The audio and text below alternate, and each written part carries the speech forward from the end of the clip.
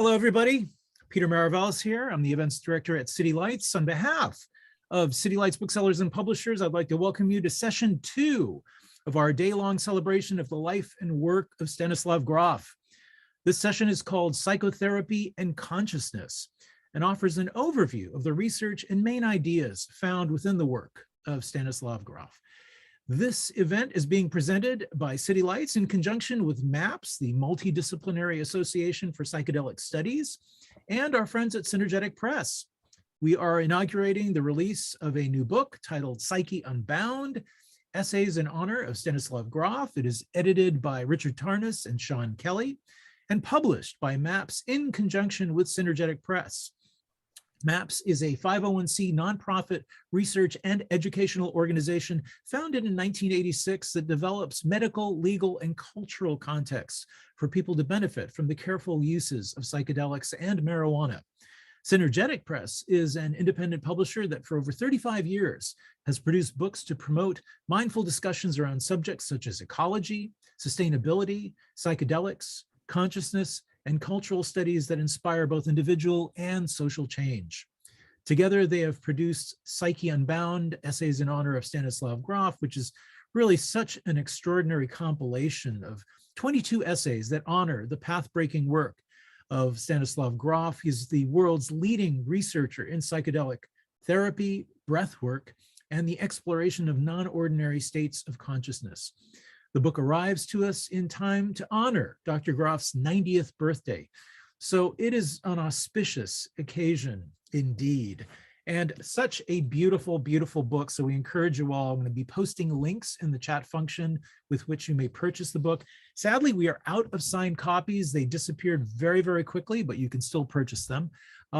As we begin this session, I would like to acknowledge that this event is being broadcast from the site of the unceded ancestral homelands of the Ramaytush Ohlone peoples.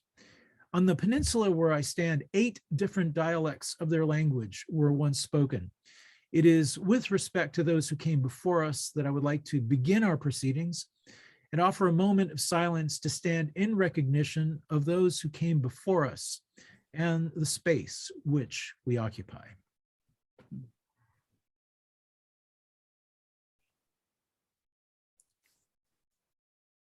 So special thanks goes out to many co-sponsors of this event. They are organizations that are at the forefront of the exploration of the transpersonal dimensions and therapeutic and pharmacological advocacy and research. We are grateful to them for their participation. Our co-sponsors include the California Institute of Integral Studies, TAM Integration, Psychedelic Seminars, the Esalen Institute, Psychedelic Society UK, Psychedelics Today, and Double Blind Magazine. This series of events is also being sponsored by the City Lights Foundation, carrying on the legacy of our founder, the late Lawrence Ferlinghetti, by encouraging deep literacy, critical thinking through various programs and publications. Before I begin, I'd like to let you know we're going to be posting links in the chat function of your Zoom dashboard with which you may purchase the copies of Psyche Unbound, as mentioned. We're going to be recording all 3 sessions, and they're going to be posted on YouTube within about a week or so. So we'll be sending out emails to everybody if you know someone that missed any of the sessions, or if you'd like to watch them again, you'll be able to access them. Secondly, and last, I'd like to let you know about a real treat that our friends at Ozo Conferencing have prepared for us.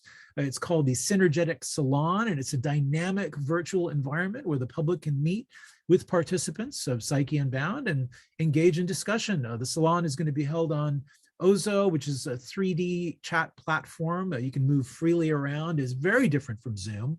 You don't need to register. We just follow the link that I'll be posting in the chat to be able to enter that space. So finally, you may post questions and comments for our speakers in the chat function of your Zoom dashboard. I'm going to try to have a Q&A at the end of this panel. The last one ran a little over, but we're going to give it a shot. So our moderator for this session will be Janice Phelps.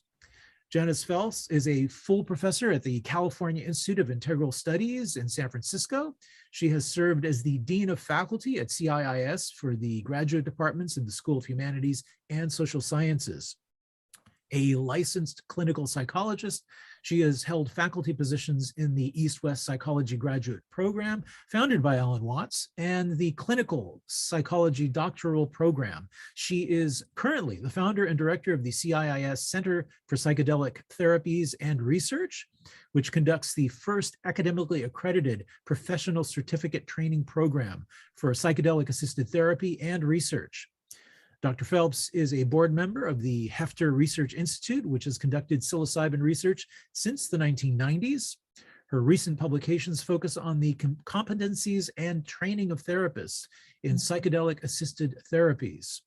An article in the Journal of Humanistic Psychology and chapter in Advances in Psychedelic Medicine, edited by Winkleman and Cessna, actually, so that reference point for that. Dr. Phelps is contributing to the development of a national accreditation board for therapists and to methods of scaling effective training programs to meet the burgeoning need for well-trained mental health and medical professionals in the field of psychology and the field of psychedelic medicine, rather, I should say. Dr. Phelps maintains a private practice in Mill Valley. She's going to be joined by Dr. Michael Mithover. Dr. Mithover has been conducting clinical trials of MDMA-assisted therapy for PTSD for over 20 years, sponsored by the Multidisciplinary Association for Psychedelic Studies, MAPS.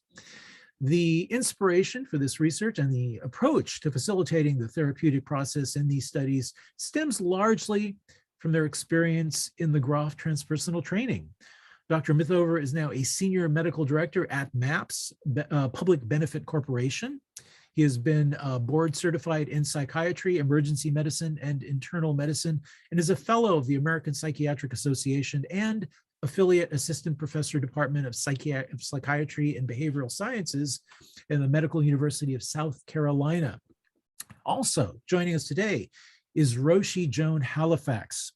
Roshi Joan Halifax is a Buddhist teacher, Zen priest, anthropologist, and pioneer in the field of end-of-life care. She is founder, abbot, and head teacher of the Upaya Institute and Zen Center in Santa Fe, New Mexico. She has received a PhD in medical anthropology and has lectured on the subject of death and dying at many academic institutions and medical centers around the world. She has received a National Science Foundation Fellowship in Visual Anthropology and was an honorary research fellow in medical ethnobotany at Harvard University, as well as a distinguished visiting scholar at the Library of Congress. From 1972 through 1975, she worked with Stanislav Grof at the Maryland Psychiatric Research Center with dying cancer patients. She has continued to work with dying people and their families and to teach healthcare professionals and family caregivers the psychosocial, ethical, and spiritual practices of caring for the dying.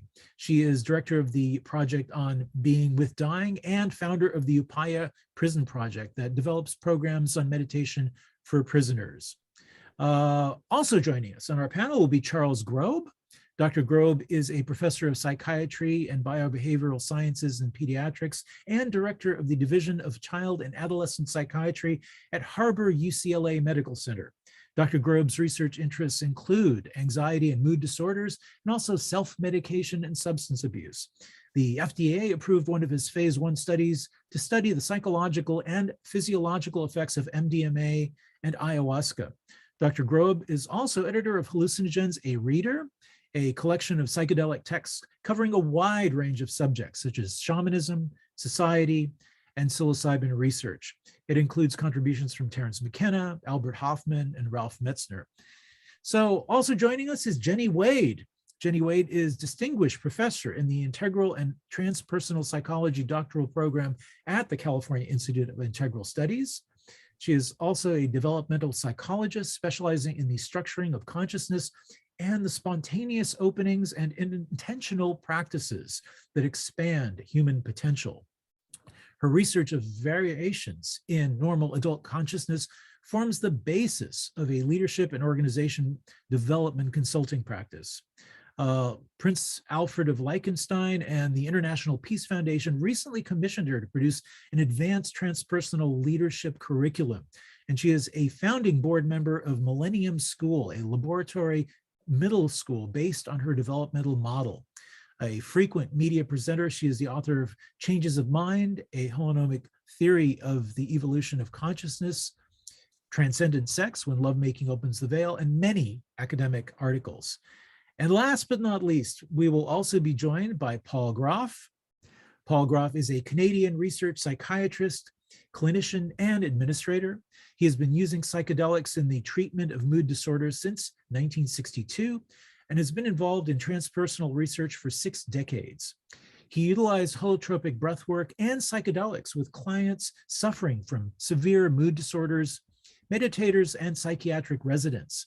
In the addition to his therapeutic research and work in North America and Europe, he has worked in the National Institute of Mental Health, USA, and as expert at the World Health Organization in Geneva, where he chaired the Committee on Psychotropic Substances. And presently, Dr. Groff is professor of psychiatry at the University of Toronto and director of Ottawa Mood Disorder Center. He is actively involved in teaching the appropriate use of psychedelics for treatment and personal growth. Dr. Groff has received several international awards for his research, and he has authored and co-authored over 500 academic publications and 3 books. So please welcome now Dr. Janice Phelps to moderate this session. Thank you, Peter, very much for those introductions, and welcome to this very esteemed and honored panel, speaking on behalf of the beautiful Festschrift book that we're all encouraging you folks to get yourselves out there in our audience of almost 280 people. For those of you who missed the prior panel, I strongly suggest you be on the lookout for it on YouTube. It was wonderful to see the repartee between Stan, Brigitte, and the panelists at that time. Wonderful session. Thank you to all of the panelists who were there for the first session. So here we are launching into session number 2. Our plan is to have all of these learned major figures in the field be speaking to you for 10 minutes each, and we hope to have a good half hour, 20 minutes to do a question and answer period with you. So if we do get a chance to do that, I encourage our audience here to put in questions into the chat once we get rolling, and if we have time, we'll get to a couple of those. So I'd like to pass the baton to Dr. Michael Mithover, who with his dearly beloved wife, Annie Mithover, have conspired with Rick Doblin to bring forth incredibly strong data to support the viability of MDMA-assisted psychotherapy. And Michael will share with you the lineage that he connects to through the work of Dr. Stanislav Grof. So Dr. Mithover, take it away. Thank you, Jazz. I'll have to plead guilty to conspiracy in that case. Yeah, thank you. I'm really grateful to have this chance for all of us to express our appreciation, gratitude, and indebtedness to and love for Stan. It was wonderful to see Stan and Brigitte in the other session, and really striking to hear what a impressive group of accomplished people this morning, talking about how much Stan's work and Stan's presence has influenced their lives and their work. And that's certainly true for me. So I'd like to share a little bit about that. Rick Doblin this morning mentioned the first conversation he and I had 22 years ago that got us started on doing the MDMA research. And that conversation never would have happened if we hadn't both trained with Stan, really. And I don't think I would have had the idea to do our research. And I definitely know I wouldn't have known how to be with people in the way we've learned if it weren't for Stan. So in my section in the book, I've given some specific examples of what, the ways Stan demonstrated and taught these lessons in the training. So it's he's written so much and spoken so eloquently and influenced so many people that way. I wanted to share a little bit about what it was like in the training and the way that he shared with us there. So I've got specific examples in the book, but I want to just say a little bit about some of I think the fundamentals of what Stan taught and the other teachers in the Groff training, that partly because it's fun to share appreciation and I like to talk about these things. But the other part of it is, as we move into this period of rapid growth in psychedelic research and therapy and interest in this area, part of our concern as we train a lot more therapists to do this research and ultimately to do the therapy is that we not lose sight of these fundamental lessons that, Stan has taught, discovered many of them, but they also come from ancient traditions that Stan has always acknowledged. And so the heart of these lessons that we've had the privilege of learning largely from Stan, in our case, I think it's really important that not be lost as this field accelerates so rapidly. So I'll just mention a little bit about what I think those are. Around 1990, I'd been practicing emergency medicine for 10 years, and I was longing for a different way to work with people. And that's when I came across Stan's work and ended up applying for psychiatry residency and the Groff training at the same time. And I basically did those simultaneously over the next few years.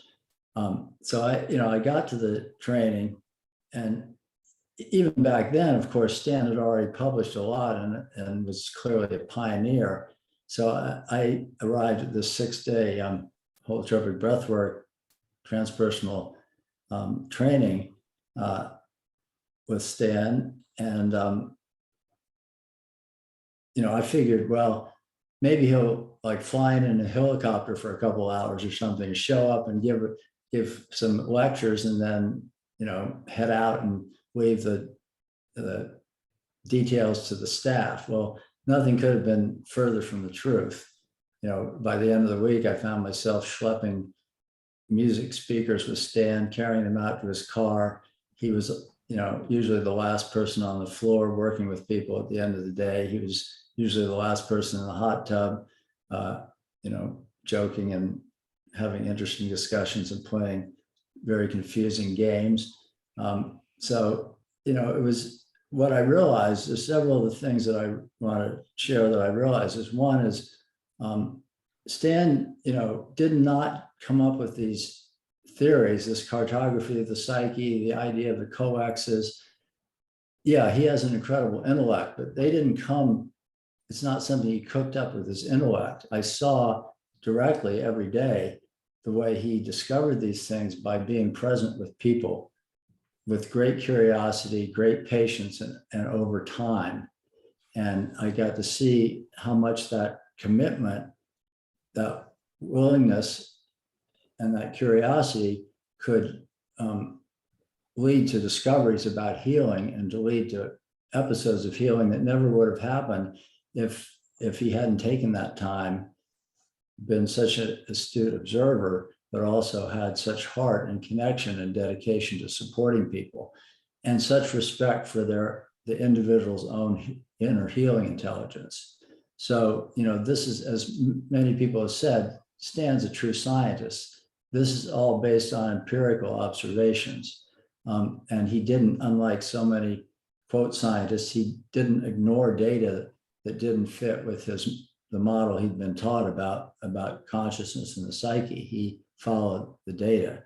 So it's that groundedness in not only respect for the individual's inner healing intelligence, but also realizing that comes with a commitment to be, if you're going to encourage somebody to go deeply into these states, it requires a commitment to support them through whatever it takes. And sometimes that doesn't fit well into a neat 9-to-5 schedule. So I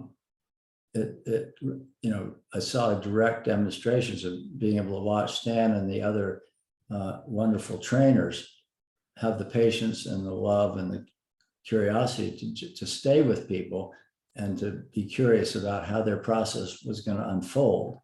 So I saw the value of not being too directive, But I also saw the importance of being present and being willing to step in and let people know they aren't alone when the time comes. So I think the other thing that was really striking was the way these processes continue to unfold over time, whether it's with psychedelics or with holotropic breath work.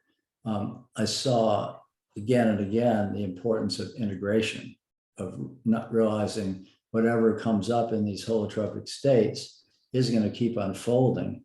And it's so important to have a support and take the time to help integrate those experiences. So again, I got to learn that by directly observing Stan and other trainers being with people hour after hour. So and that informs very deeply the way we do our therapy in the MDMA trials. So forever grateful to Stan for what he shared with us, and forever hopeful that we can keep those important lessons front and center as this field continues to unfold. How's that for time, Janice? Wow, you did it. Thank you. I could go on, but I could also shut up. Yeah, you've got a couple more minutes if you want to nail it in some other way for a minute, minute and a half. Go for it.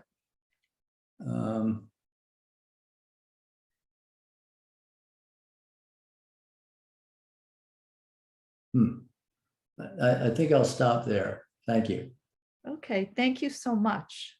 Thank you. That was heartfelt, scientific, healing, and moving to hear. So thank you. We'll go next to Roshi Joan, Halifax. Thank you, Janice. Thank you so much. It's a real pleasure to be here. For me, this is a historical gathering, marking Stan's extraordinary contribution to understanding the nature of the human psyche, and also the courage that he manifested from his work in Czechoslovakia to the Maryland Psychiatric Research Center, to the world of West Coast, and then to the world of the world, the whole world, to see this resurgence of the application of entheogens, of plant medicine, to the healing process of individuals. And I just want to mention, yes, I'm a Buddhist priest. No, I am not involved with hallucinogens or entheogens at this time in my life. I was thoroughly involved for a long time, and benefited enormously, met many threshold experiences in the course of being with Stan, ingesting the medicine, so to speak, and also of bearing witness to the experience of others and seeing the power of this kind of work in terms of not only the transformation of an individual's life, but also the transformation process that could unfold at the social and environmental level if we could open our minds to what we learn from the psychedelic experience. And honestly, I'll be 80 this year. So, and I think most of you know, I'm Stan's ex-wife and an ex-wife. It was beautiful to see him and Brigitte together, and also just to watch Stan's mind work and to realize that he is a kind of treasure house of experience, but also that he is a person of phenomenal imagination. And I know so many people have been touched by Stan's work. His cartography of the human psyche still informs what I do as a practitioner. And I know Stan as a true scientist, but also a true healer. You know, a person who is genuinely kind and genuinely concerned about the well-being of others, and also about formation of character. That is to say, you know, what we are shaping or what is opening up in the course of the so-called psychedelic experience. Another thing about Stan that I think is so remarkable, and this is a phrase from Gregory Bateson, who was also a friend of Stan's and a friend of mine. Stan had that capacity to see the patterns that connect. And I think that's why he was so resonant with Joe Campbell, really appreciated the work of Mircea Eliade, of also the German ethnologists and your other European ethnologists, who were really looking for these kind of threads that are in the psyche cross-culturally. So I wanted to say a few things about my own background. I was deeply appreciative of psychedelics prior to meeting Stan. So it wasn't those Stan initiated me into that world. And when we met, I had this very, you know, what could I say? Overwhelming feeling of resonance with Stan's work, but also his view. And I, at this point, had returned from Africa, where I had been doing field work among the Dogon people. This was in 1969, where I was documenting a rite of passage that takes place once every 53 to 60 years. And in the process of that very extraordinary time in the Sahel and the Southern Sahara, with these very archetypal people, I remember I was sitting in a overhang in a cliff, almost like a cliff dwelling, watching this huge ceremony unfold. And I realized with some dismay that in the West, there were not rites of passage that allowed for individuals to go through a maturation process in terms of psyche, but also in terms of their responsibility and role in the society that we're part of. And that this became even more vivid for me when I came back from Africa. And I worked as a medical anthropologist at the University of Miami School of Medicine. And there it was so clear to me that the most marginalized people in that medical system, in fact, were people who were dying.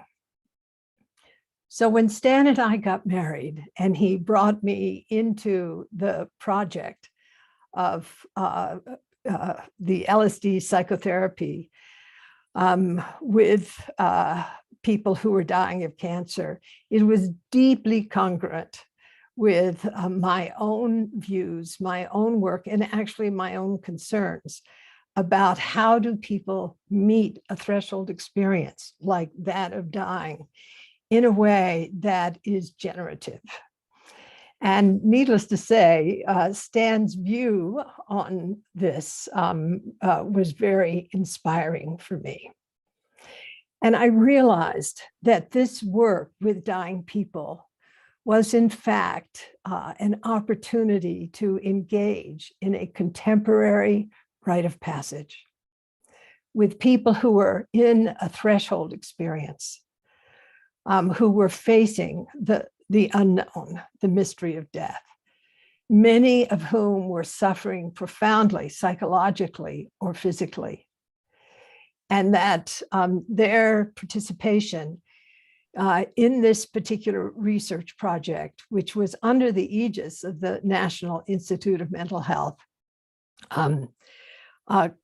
could provide an entry into the dying experience, which would be fundamentally transformative.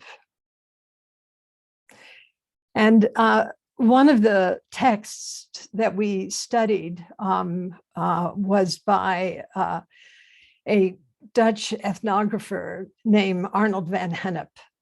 And he had basically articulated rites of passage in terms of 3 phases. And these phases mapped very much onto what we did with the dying people.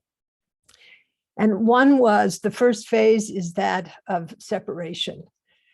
And there was always a period of very intensive preparation of the person who was to receive the hallucinogen, to receive the 600 micrograms of Sandoz LSD. Very deep, very intensive preparation, which very importantly included establishing a relationship of trust. And I think this is one of the most important parts of the process, is how this is not just checking in to a kind of Motel 6 psychedelic experience. It really has to do with some kind of sense of karmic connection. This is what I always felt when Stan and I were working with dying people. And it meant that the person who was undergoing this process in a way had to leave what was just prior to their experience, that is their family, their home, their situation, and to be willing to enter into a threshold experience where their psychological defenses would be basically deconstructed, and where their psyche would become exposed to them. And this kind of threshold experience, from my point of view, was very powerful. I know sometimes we said a bad trip is really a good trip. People went through their biological birth experience, or they went through some archetypal experience that was about death and rebirth. And the rebirth part always made me really happy because people's view of what it means to die changed so profoundly. And that view, of course, is something that would be taken into the 3rd phase of the rite of passage, and that is the integration. What was just mentioned, how important the process that the person experienced could be integrated into how they viewed the dying process, how they viewed pain, the importance of their relationships, and what death meant to them. So I feel very blessed to have been part of that project, and also very blessed to have lived long enough to see the resurgence of this work. And I also know that every stick has 2 ends. For all the power that the work in psychedelics evokes, that power has 2 valences, if you will, at least. One of those valences in the direction of profound and positive transformation, and the other is of disintegration and a deep challenge. And one of the things that I discovered in doing the work with Stan is how we had deeply underestimated the landscape of the human psyche. And Stan's mapping of that landscape, of course, has profoundly affected my own experience as a meditation practitioner, but has touched the lives of thousands upon thousands of people. And I am, again, grateful to have been able to experience that work firsthand. And then to, as I enter my 80th year this year, and Stan is turning 90, to have this time of profound enjoyment, seeing his work culminating while he is still in his body. Finally, I just want to mention something else.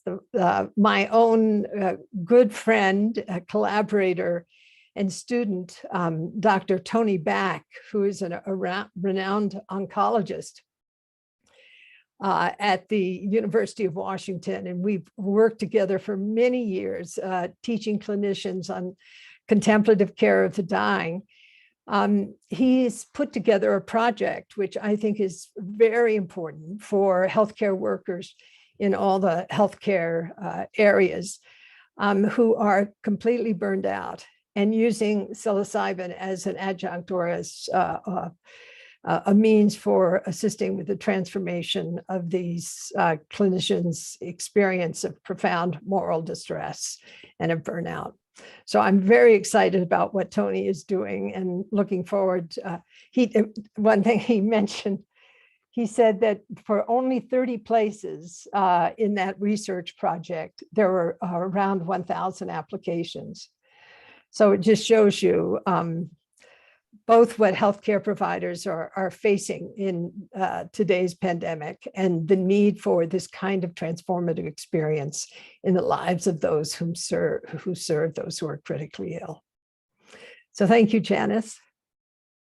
Oh, thank you, Roshi. Joan, very powerful, very powerful. And thank you for the work you have done with those people in the liminal place of being at the threshold of dying. And while as a Buddhist leader and teacher in this whole country on this planet, you know they're in some illusion at that moment, and you're helping them with duality, and you're walking the razor's edge and helping people understand about the non-dual larger cosmos and our connection to it, but at the same time digging deep and helping people who are suffering deeply as a bodhisattva does.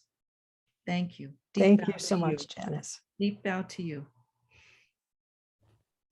And on your heels here, quite compatibly, but this was unplanned, Dr. Charles Grobe has been revivifying the research in this country in a very big way on giving psilocybin-assisted psychotherapy to those who are close to death's door. Charlie can tell you about that. There was a break in that kind of research for a while, just recently, and he and his learned colleague, Dr. Anthony Bossis and Dr. Brian Anderson and others are bringing it forward. But I'm sure there's more that Dr. Grobe has in mind here for you to hear from him, given his connection with Stan. So all yours, Charlie. Thank you, Janice. And I very much appreciate being invited to participate in this event, honoring the life and work of Stan Groff. Stan has had a very profound influence on the trajectory of my career, dating back quite a long time. Going back to the early 70s, I was kind of out of school without direction and not knowing what to do. And a friend invited me to accompany him to a meeting of the Association of Humanistic Psychology, where a young Czech researcher working in Maryland was presenting his work with treating individuals with terminal illness with a psychedelic treatment session. So I went to this meeting not expecting much and was just blown away by the brilliance of the work and the potential this model had to really facilitate healing. And I walked out of that lecture inspired to work with this kind of population using this treatment model, and this all came to be. I went back to school, and 5 years later found myself in medical school, where I was in a research methods class, and we all had an assignment to present a paper in the relatively recent literature and, explain the methodology and the findings and their pertinence. So I right away knew what I would choose. I chose Stan's 1973 publication in the International Journal of Pharmacopsychiatry, reviewing his findings at Spring Grove, where upwards to 70% of his subjects experienced a very significant improvement in their quality of life, improved mood, diminished anxiety, even diminished pain perception. And so I organized my talk, very excited to see what my colleagues would make of this topic. I presented it, I thought, fairly well, fairly clearly, and I waited for questions and comments, and there was absolutely nothing, not a peep, not a word. And I realized this was a taboo topic. That was completely out of bounds at that particular period of time. But I continued to plug away, and several years later, I found myself in a neurology residency, not particularly happy, and browsing in the medical bookstore, I came across Stan's first two books, Realms of the Human Unconscious and his collaboration with Roshi Joan, Human Encounters with Death. And I devoured those books over a weekend and came out of it realizing, okay, I need to get back into a path that would allow me to work with this population using psychedelics. And so I found my way into psychiatry, where right away I was again struck by poignant disillusionment as to where the field was at, as it was kind of slowly transitioning from classic psychoanalytic theory into the beginnings of psychobiology. And although there were some interesting facets, it was not what I was looking for. And I was thinking of going back into an internal medicine residency, but had a thought that I should reach out to Stan. And I wrote a letter and mailed it care of his most recent publisher that had published LSD Psychotherapy, asking him if he thought there was any hope for psychedelics in psychiatry. And he actually got back to me about a month later. I received a response. He said, I'm flying now on an intercontinental flight to Australia for a meeting of the International Transpersonal Meeting, but I just received, before I left, your letter. It was forwarded to me, and my thoughts on the future of psychedelics, that although these are grim times, I do retain some optimism that in the future it may be feasible once again to do this work. And that was enough to keep me in place, plug away, get my credentials, and ultimately found myself in a situation where I was able to pull together a protocol and the funding and the necessary collaboration to conduct the first study of using a psychedelic treatment model. We use psilocybin to treat individuals with advanced stage cancer anxiety.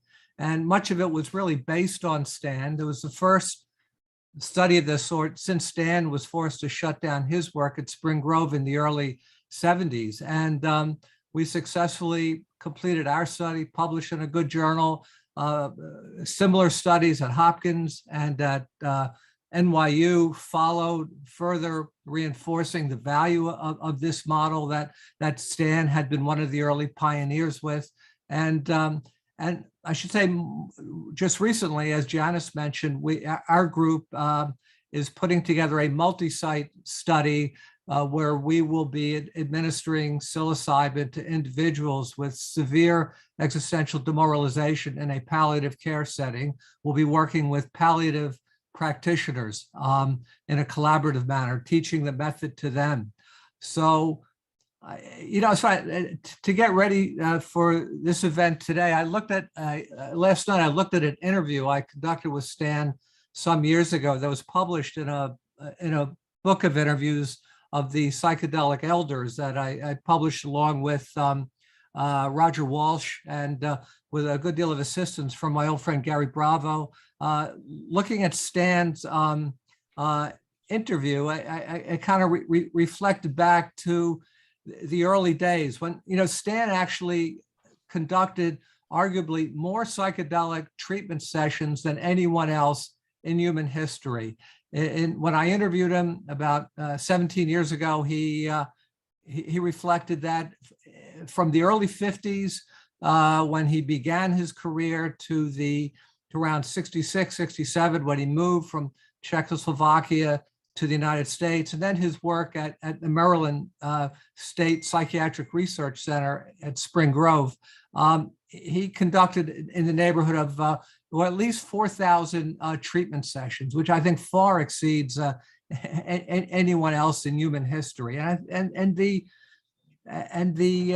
cumulative experience he had, his observations, they really went into his treatment model and really becomes a template for which modern researchers, now that we have this new opportunity to implement psychedelic treatments again. But I think it's very, very critical to learn to learn the lessons of the past, learn from the elders, including what Stan's findings, his collective experience. So I think very important to really be fully versed in the range of kind of activities he engaged in. I think to close off, thought I'd read maybe the final paragraph in the essay I provided for Psyche Unbound, really honoring Stan's work. So let me just finish here with saying, from Stan's knowledge of the discoveries of his peers and those far and wide who preceded him, along with his advanced knowledge of world cultures, he has evolved a model treatment of conscious dying that may give us an anticipation of light at the end of the tunnel. Thanks to the pioneers of the field of psychedelics, most notably Stan Groff, we now have the opportunity and the tools to once again open up the psychedelic treatment model and determine if the early studies using psychedelics to treat the existential crisis of advanced medical illness can continue to be replicated, and if so, be made available in safe, sanctioned, and skilled treatment settings to those profoundly in need of psychological and spiritual healing at the end of life. This is the hope and the promise of psychedelics. To Stan Groff goes much of the credit for our now having this remarkable opportunity before us. It is now up to us to implement an optimal use of these mysterious and remarkable compounds in as respectful and careful a manner as those who came before would expect. So again, great appreciation for Stan's many accomplishments, his many contributions. One I might add also is his finding that the experience of a powerful mystical level experience or psychospiritual epiphany during the course of the many-hour session was often predictive of a therapeutic outcome. This work has been replicated in particular by studies at Hopkins led by Roland Griffiths, finding that under optimal conditions, it's quite feasible to optimizing set and setting will create a context where a powerful mystical level experience may occurs, and these tend to be predictive of therapeutic outcomes, both with populations of individuals approaching the end of life, as well as with other clinical patient populations, including those with alcohol use disorders. So, I mean, Stan had an enormous impact on trajectory of my career. I'm forever grateful of the opportunity to have come across his work and the inspiration that I gained from that, and allowing me to be involved in what is now, I think, a very opportune moment in history where once again we'll be able to work with psychedelics.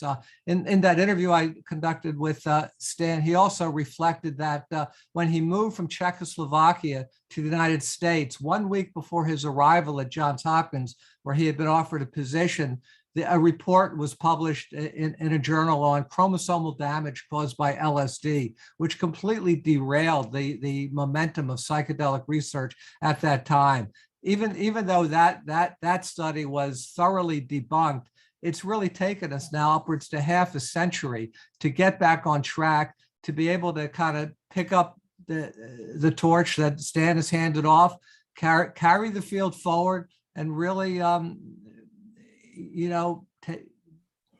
take the opportunity to facilitate the profound healing that these compounds under optimal conditions can facilitate. So again, my great appreciation to Stan, and great admiration and acknowledgement that the path that he started on many years ago is now the path that Michael and myself and others are now going down, and also ready to hand the torch off to the next generation behind. So I think now we can learn from lessons of the past, and I think take this field into the future, where I think it has a great potential to contribute to the well-being of individuals, families, and the greater collective. So thank you very much for this opportunity to share this moment.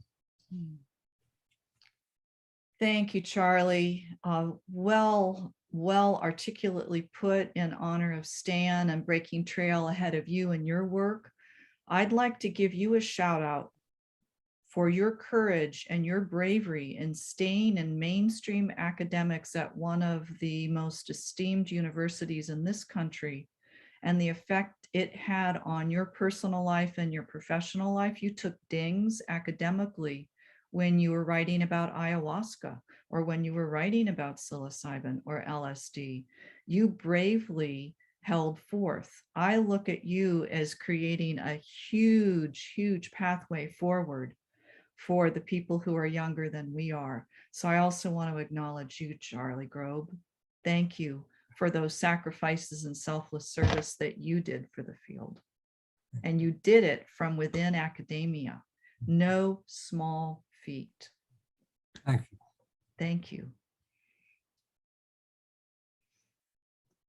So another person who's in academia will speak to you now, Dr. Jenny Wade. I have the honor of being a colleague of Jenny's at CIIS, and Jenny has written profoundly and riskfully about transcendent sexuality. How many books talk about that except through some of the yogic traditions? So Dr. Wade, you also took some dings professionally, and here you sit being honored, honoring Stan. Please go ahead. Thank you, Janice. Yes, although Stan inspired a lot of other people to go into psychedelics instead of drugs, I went for the sex. Many people sort of brush by the references to sex in Stan's writing, but they caught my attention. And when I began having profound altered state experiences during just ordinary, otherwise ordinary lovemaking sessions, it piqued my curiosity. And so I began researching ecstatic, transcendent, altered state experiences that are triggered by lovemaking.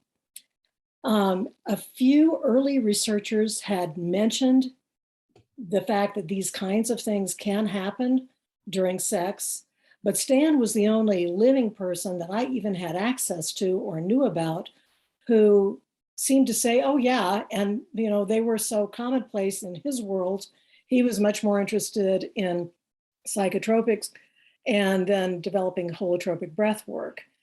But when I decided to do a real study on this, because so many other people had just mentioned it in passing, but only with anecdotal evidence, Stan was the only person I could go to who knew anything about it, and I thought had records from his own research about it. Unfortunately, he didn't. His house had just burned down and he had lost almost everything. But Stan gave me the time and took me seriously at a time when many other researchers of altered states, my colleagues in the Bay Area, were very discouraging about doing any kind of research with sex They said, nobody is ever going to take you seriously again. That is such a taboo topic. You know, this is going to be a career killer for you. Go for something else. After talking to Stan, who really encouraged me, I thought, no, I'm just going to see about this. Because Maslow, Margarita Lasky, other people had turned up these anecdotes about people having profound spiritual experiences during sex. And if you really look at the studies, any large sex study that asks questions about what really was going on besides the physical aspect has turned up stories about these kinds of experiences. And the same thing is true in the spiritual literature. You will find that many people who had profound mystical experiences had them while they were making love. But nobody had collected these in a systematic way. So the essay of mine in this honoring of Stan's is an article where I collected a lot of the data on these wonderful sexual experiences and was able to map it against the cartography he had developed of altered states. He had developed his cartography based on working with people with psychedelics, with holotropic breath work, talking to people about sexual experiences, and other stories that he had collected. And he came up with this massive cartography that classified and defined different kinds of altered states, all the ones that he'd encountered in the wide variety of experiences that he had examined. Of course, people deliberately cultivate altered states during sex using tantric practices or Taoist methods. And some people deliberately enhance their sexual experience by using psychotropic drugs at the same time, especially cannabis. But in fact, sex is inherently a natural trigger for altered states.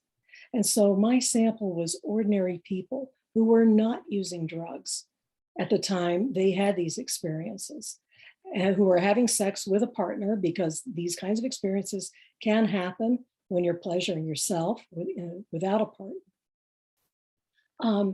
So I wanted to collect as many stories as I could and find out what was the range of altered state experiences that could be afforded by sex for people. And I chose Stan's schema to map those against. And as it turned out, sexual experiences map against 75% of the distinct experiences that Stan had identified. The most common ones are the ones where there is some kind of an expansion of the person's sense of personal agency or the sense of self. And that's one of the markers of an altered state. The sense of agency changes. And the two other clinical markers are that your temporal or sense of time changes, and that your spatial sense changes from what we consider culturally normative for adults in Western societies. When you go into the hospital, if you've had any kind of an unusual experience, those are the first three realms of reality that they'll check you for. Are you oriented commonly to what we think of as normal reality in the West? Well, all of these things can and do change during sex. The most common one is to have the sense of self break down so that it includes the partner, and you can't really tell at some points who's doing what to whom. You begin to lose your sense of self and sometimes your sense of body boundaries too. So your spatial orientation changes. So I just like to mention very briefly that when these kinds of things happen during sex, sex goes from being sort of from a single dimensional, mainly physical engagement to something that is multisensory. As one of the people in my sample said, it's like having the Klieg lights suddenly turned on. And the experience becomes much more important and much more compelling than orgasm, even the most exquisite orgasm you've ever had. In fact, people were distracted annoyingly by orgasms during these kinds of sexual experiences. They were so big. One woman said, I just don't want to have that happen because it's a distraction. The kinds of experiences are those that are phenomenologically virtually identical to experiences recognized as signs of attainment in different spiritual traditions. For example, people take what could be described as shamanic journeys, going through other worlds or also traveling above this world environments. They become possessed by power animals. They may encounter beneficent or demonic supernatural forms or deities, a third figure that's oftentimes likened to the Holy Ghost, for example. They experience kundalini and other subtle forms of energetic change, often that can be very, very large, seeing lights, sweating profusely, going into spontaneous movements, the kriyas and mudras, recognized in Hindu practice, going into glossolalia or speaking in tongues, that's commonly recognized in evangelistic Christian practices. People can feel possessed by deities, often sexual deities, like Cernunnos or Kali or Pan, Dionysus. People can fully live past lives, often with great detail, and they can travel in time, sometimes to the future. And then finally, resembling the contemplative traditions, people can have complete non-dual experiences of the cosmic void or complete non-dual experiences of unity with the absolute or with God. These experiences people have during sex have the very same transformational qualities that psychedelic experiences can have and that spiritual epiphanies had. There may be some initial disruption or destabilization because these people are just having sex. And the ones I talked to were not trying to bring these states about. They were surprised by them. So they didn't really have a way to understand what had happened to them. And many of them didn't have an easy way to integrate those. And they certainly didn't have people who were trained to help them with it, which is one reason I did this research. 44% of the people in my sample experienced a spiritual awakening, and many of these people had been atheistic or agnostic, and the experience that they had sent them later onto a spiritual quest. Others changed their religion to something that was more congruent with the kind of experience that they had had. 43% evinced some kind of sign of personal growth, getting rid of self-limiting beliefs, changing jobs, getting out of relationships that were worn out, going for a larger version of themselves. 25% found that it positively affected all of their relationships, not just the relationship with the partner that they had. 18% of people developed an entirely new worldview. They suddenly realized that there was more to reality, a greater reality, than they had comprehended before. 13% decided that sex was a sacred thing and that they had been misusing it previously in their lives and changed the way they related to other people sexually and the way they related to sexuality itself. And 9% of the people in the sample were people who had been sexually abused as children and had often been in adult sexually traumatic relationships and found themselves completely healed, able to have orgasms, able to enjoy sex. And one of these people even went on to become a sexual surrogate to help other people with sexual trauma. I'd like to tell you just one brief story about one of these experiences as an illustration. A student, Jenny, then we'll need to end after this story. This is quick. A student's girlfriend had had a very frightening altered state experience during sex. And then she had become ill with constant and uncontrollable vomiting. What had happened during sex was that she started trembling violently And she experienced it as her soul leaving her body. Her point of view got farther and farther away from her body, and the farther and faster it went, the more she thought she was just going to die. The student, her partner, told her to trust herself and just be open to whatever was happening during the experience and let it happen. And when she did, he could perceive a lot of energy boiling off of her body and see her eyes moving rapidly behind her closed eyelids. She herself began to feel surrounded by God's presence and no longer feeling that she was dying. She said she knew throughout her entire being how totally precious and beloved she was, and that everybody is, and that all the things that she'd regretted in her life made absolutely no difference in this flood of unconditional love. The total love and experience and acceptance that she had ran counter to all of her conscious beliefs about a judging, wrathful God who would condemn her for not measuring up to whatever her purpose in life had been.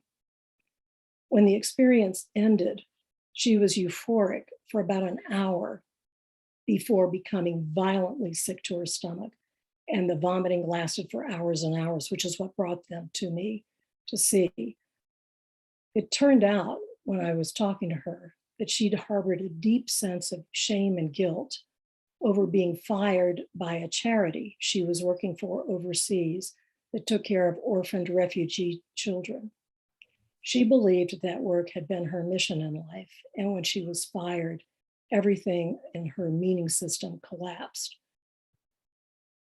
The metaphor that she used for coping with her guilt about that was that she had swallowed her guilt and pushed it down into her stomach in order to be able to go on. And now, after this experience, there was no need. This was the old guilt coming up, coming out of her. And now she realized she was completely healed. And that's what transcendent sex can do, these normal experiences. They give you a glimpse of the divine that's always present in all of us. They can show you, this is what you are. This is where you're going. This is where you've always been. This is what your true nature is. If you open yourself to God, and you can do it through sex rather than having the feelings and ideas about sex we often do, you find that you're divine at the same time. So Stan's work, especially in his classification schema, revealed the same kinds of insights and experiences.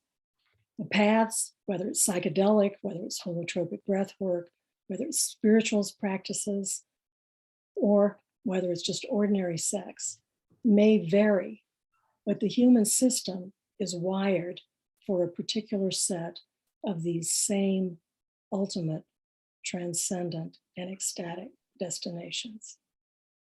Mm-hmm.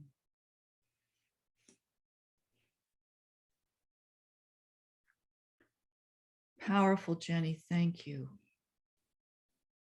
Thank you for centering this human right to not just fulfilling sex or orgasms that might be distracting, but to the possibility of connecting to the larger absolute, the non-dual, and remember what we are in such a profound way. It's a birthright, what you're talking about. And may humanity grow in the direction you just posited by extending Stan's cartography and adding to it from other arenas in your own training. Thank you so much. May you continue with this work. Yes. Thank you. So Dr. Paul Groff, no surprise, is related to Dr. Stan Groff, as many of you know. Paul brings a particular perspective as a family member and indeed a brother of Stan. So Paul, please go ahead. Well, in this special homage to Stan, I have been wondering what would be best to cover. And there's several topics came through my mind. And I concluded that because the topic is psychotherapy and his legacy, then I should perhaps try to contrast Stan's approach and the whole legacy with the traditional approaches in treatment and in psychotherapy as well. It was a bit tricky because I'm the last, and I did not know, of course, what others will cover, and it was a just beautiful panoply of experiences, how people got into transpersonal approaches in death, sex, birth, and so I have an easier task because Jenny, for example, has already wonderfully outlined the whole variety of transpersonal experiences that relate to what I'm going to say, and I don't have to outline them. We debated, I think before we started, we debated about the order, whether I should go last or Jenny go last. And of course, I suggested that ladies goes first. That's part of my upbringing I was getting also from Stan. But I was very worried that after this wonderful presentation, Jenny is going to spend 10 minutes talking about that nobody will pay any attention. We'll see. We'll see how it goes and how it comes across.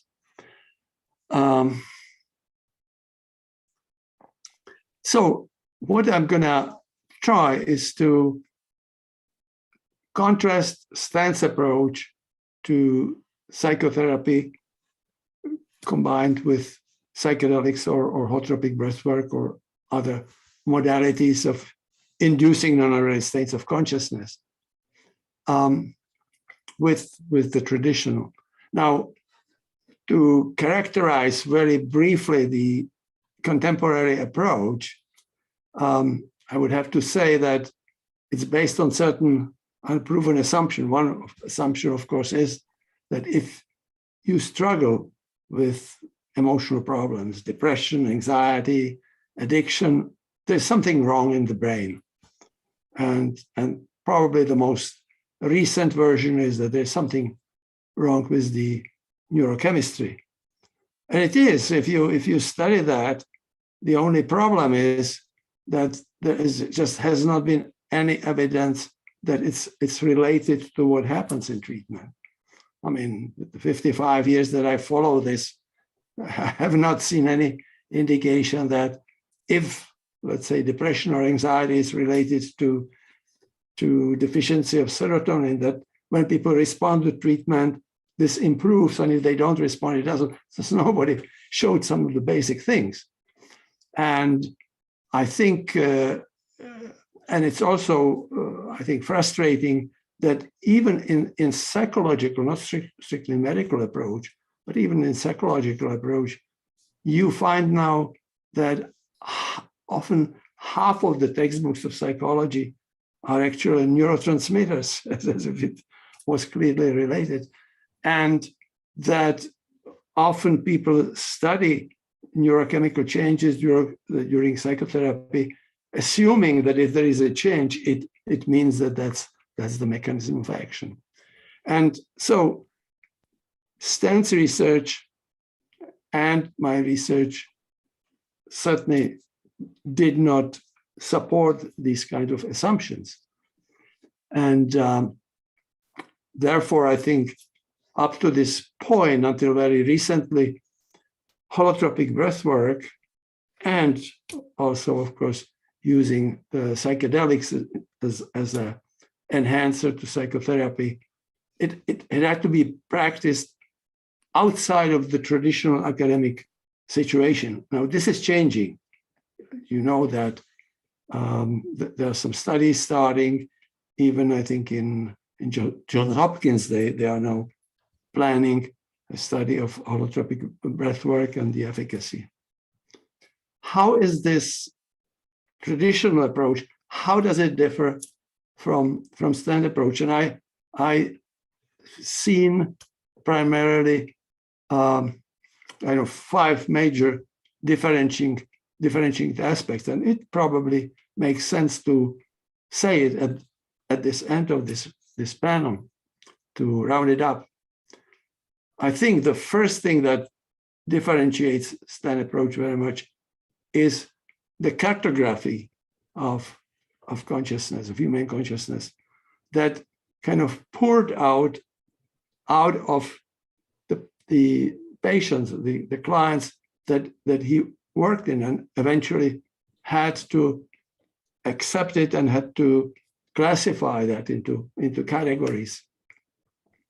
And it went far beyond Freud, because Freud, of course, assumes that the human consciousness starts with birth, but it went even far beyond Jung, because the collective consciousness presumably connects people and deals with archetypal forces. But Stan's observations went far beyond that. They relate to the whole universe, to universal mind, to unified field. It shows that we still don't have a single expression to describe this area. It shows how much we are still at the beginning of investigating these areas.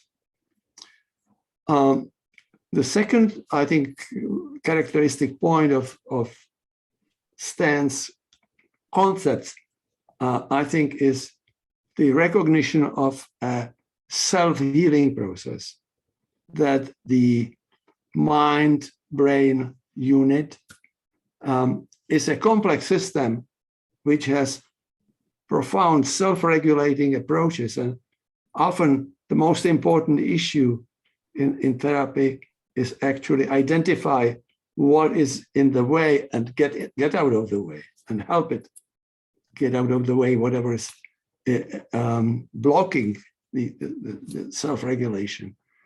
And that means that, unlike in the traditional approach, it's the therapist that tries to intellectually figure out the meaning of the symptoms and explain it to the patient. And of course, as I'll hopefully give you an example, it often doesn't work at all unless things heal spontaneously. With Stan, I think the principle, the guiding principle, is the healer inside. That's what's guiding the process. The third point I think that is important is that the symptoms are primarily opportunity for healing. Now, in traditional psychiatry, if you know anything about DSM, of the psychiatric Bible, the problems are essentially described simply by a set of symptoms. But that's supposed to be the definition of the problems. And the treatment is an attempt to suppress the symptoms, which of course does not help with the self-regulation, the self-healing. So in Stan's approach, you activate it. You activate it by music, by breath. In some situations, you may activate it by psychedelic, but that's the process that takes place. I think the next point, the fourth point, I think, in my mind, that separates Stan's approach is the role of spirituality in the therapeutic process. In the traditional approach, spirituality is out. That's not in the map. It's not in the traditional map, and therefore it's associated with pathology. Now, this has something to do with history of psychiatry. you have to keep in mind that some of these concepts started a century ago in loony bins in Central Europe, where if you just had depression or anxiety, you were treated by the neurologist in the city. But if you went into loony bin, you were really out. And so people assumed that if whatever you're experiencing was abnormal, delusional. But it's now very clear, particularly with the expanded map, that spirituality is important and normal part of the consciousness map, and it has important role in healing. Well, I think the most striking examples are the mystical experiences, how they can completely change the feeling that the person has about themselves, about their purpose in life, about their direction in life. And this kind of a short overview of the differences, I think the last point I'm going to mention is that stand concept is fortunately fully congruent with the advances in the science that took place during the past century. The advances, the radical, completely paradigmatic changes in quantum physics, astronomy, biology, chemistry. And Stan, I think, took a great pain in making sure that there is this congruence. And for that reason, my personal feeling is that the understanding and appreciation of the impact of the concept that's still developed, Stan developed, is just at the beginning. That with the expansion, moving the paradigm, the worldview further, we're going to be more and more appreciative what Stan contributed in his approach. We have 2 more minutes, Paul. Okay. Well, like Jenny, I think the simplest way that one can epitomize in 2 minutes the differences between traditional approach and Stan's approach and the implications for treatment outcomes would be some case history. And I'll see how far I can get. Just stop me, Janice, if I go too far. It's just, I was thinking about an example where a lady with close to 60 years of age came to our program, and she had at that point a history of 35 years of traditional psychiatric treatment, 12 years of psychoanalysis, 4 years of other psychotherapies, about 15, 16 years of psychopharmacological treatment, all the antidepressants that I could see in the listing. And yet it had absolutely no results, provided no benefits. The depression that started right at the end of adolescence, at the beginning of her adult life, was still coming back in the same results. And I had a difficulty examining, and we usually assess people for about 4 hours to get a good understanding of the story. And it was difficult because she was, instead of telling me what troubles her, she was throwing at me different kinds of psychoanalytic interpretations, Electra complex and what happened with her mother and how she introjected the hate or dislike of her mother into herself and how that created the feelings of depression. Without going into further details, I can do that maybe in the discussion if you want. Essentially, 3 sessions of holotropic. We still tried one newest antidepressant, didn't do anything. She heard about holotropic breathwork. We had groups going. So we included her, and within 3 sessions, in the 3rd session, she had mystical experience. And there were interesting relationship between some of the depression description and what she was experiencing, holotropic breathwork. But during the 3rd session, she had a very frightening experience that she attached. She was in the crib, so it must have been in the first couple of months of her life, and her mother was coming through the corridor and coming to the door. She had absolute panic experience, and that cleared up during the 3rd session. She had a profound mystical experience. In the next 12 years, while I could follow her, she was free of depression, free of distress.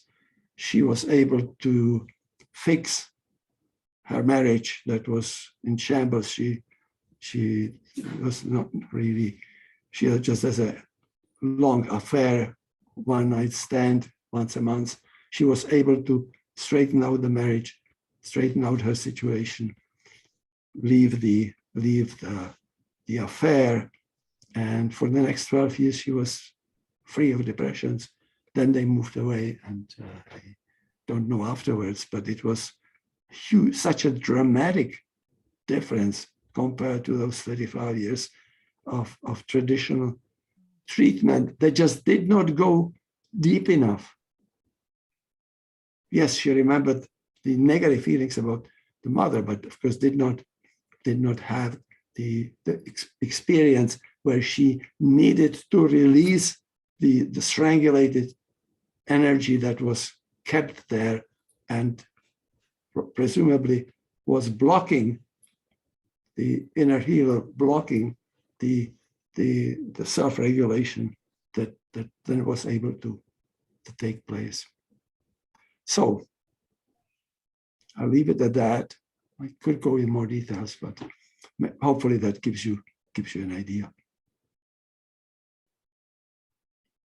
Thank you, Paul. Your compassion and wisdom sang through that story. Thank you for sharing that and taking the time to share it. Did I make it in 10 minutes? No, but we're not talking about that. We're going forward. You did fine. You all did fine. We're going to see if Peter gives us a few minutes for one question for all of you, or if Peter, you feel we should stop here. I have a general question to ask if we might be given 5 more minutes, but I'll check in with our organizer. Yeah, that's okay. As long as we're by a quarter till. Okay. Well, I have to say I was disappointed with Peter, because as he was introducing everybody through the first and second panel, he would usually say, this person trained with Stan for 2 years, 3 years, 4 years. I trained with Stan for 86 years. High water and hell, and he didn't mention anything. But in the nick of time, you remembered to say that, Paul. And congratulations to you. You have blazed your own trail, over 500 publications and work in many universities here in the EU. Congratulations to you. And now we get to have more from you along with everyone else on the panel. Thank you, Peter, for giving us some extra time. I'd like to draw the panelists' attention to the chat. If you get a chance while we have these next few minutes before this ends, there are some really interesting questions in the chat for each of you individually. But I'm going to take the bull by the horns here and give you a question that's for all of you. And you can each take a moment to think about this. And I'd love very much if 2 or 3 of you could say something to this, and perhaps we can leave a couple minutes for everyone to pose their ideas. So in a summation of what you've all said, we've learned that transcendent sex, psychedelic use, and meditation all can lead to egoic, beyond the ego healing on the one hand, and foster emergence of profound, life-changing, non-dual experiences on the other hand. We are on the brink of environmental chaos on our dear planet Earth, with very dire need for a significant evolution in consciousness for our species, which is doing most of the damage on the planet, perhaps most all of it. What do you think Dr. Stanislav Grof's lasting contributions are to paths for a crucial evolution of human consciousness so emphatically needed today? What do you think Stan's lasting contributions are to the paths for crucial, dire need evolution among us in human consciousness? Because it's there, we know it's there. Would you like to speak to that? His lasting contributions going forward. Janice, maybe I'd like to say something. I think Stan's valorization of mystical states is really important at this time, because those states frequently lead to a vision of interbeing, to use a term coined by Thich Nhat Hanh, of interconnection, of interdependence and interpenetration, where we begin to realize that we are not separate from the context of our lived experience. And that as individuals, from the point of view of Teilhard de Chardin, where consciousness is evolved to a certain point, where the sense of responsibility in relation to the well-being of not only ourselves as individuals, but of all species, that sensibility is in the marrow of our being. And so, I feel that Stan's cartography has actually given permission to many individuals to enter into these states, to see in a way that is different from the conventional view of reality that's held by most human beings. I would second that. I think we have to start with ourselves and, changing our consciousness. If you're gonna have proper non-awareness states of consciousness, positive experiences towards mystical in 30% of the population, I think the chaos will be resolved. May it be so. Yeah, I agree. That in a way, this is a segue to what I was trying to come up with when you asked me what else I wanted to add, which was about, what we learned from Stan is the importance of doing our own work if we're going to work with other people. And that's, as Paul said, that's a different model from the one where there's something wrong with you and I've got the answer. That is interbeing. And so I think that's the idea that this is work that we all need to do as human beings. That leads into the possibility of planetary change.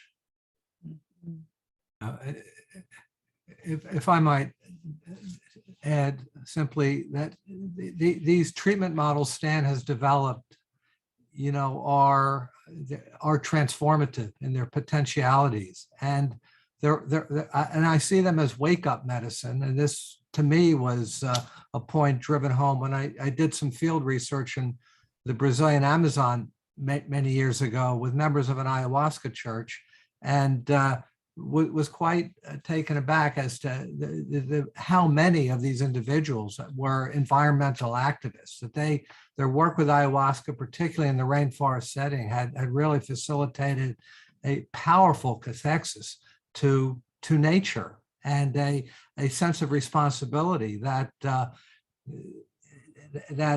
necessity to heal nature and heal nature from the ravages of the human species. So again, Stan has given us some paths to wake up and transform, and for there to be a viable future. This has to happen, and we're most fortunate to be the recipients of what Stan has outlined for us.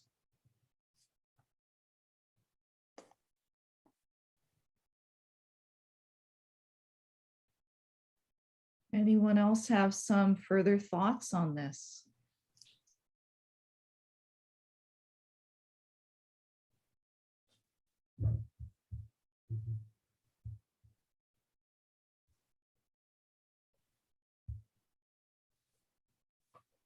So what I'd like to share with the audience is, as you've heard everyone speak, I'd like to offer this, that what you've witnessed is what selfless service looks like among people. 5 individuals coming from different points of view, all affected by the work of Dr. Stan Groff, and all bringing in their particular wisdom, intelligence, and embodiment to extending the work. And there are students and trainees working with each of these 5 panelists who are learning their version of how to acknowledge our interbeingness and our need to help one another, and the 4-leggeds and the winged ones, and all beings on this very precious planet. Thank you to Stan. Thank you to all the people who've loved you, Stan. Thank you to all the people you've loved and fostered. Love is a way to move this forward, but also courage is needed, as you've heard and seen in these speakers. So, dear audience, please be inspired by the courage and the loving kindness that you have witnessed here. This is not that accessible on this planet right now in a group like this of 300 people. So thank you to Synergetic Press and City Lights and Maps for bringing us all together. I'll turn this over to Peter. And final thank you to Stan at this moment. Wow, that was a most stimulating cross-section of experience coming from each of you. It's such a great gift. Janice Phelps, thank you for crafting such a thoughtful and beautiful trajectory for the session.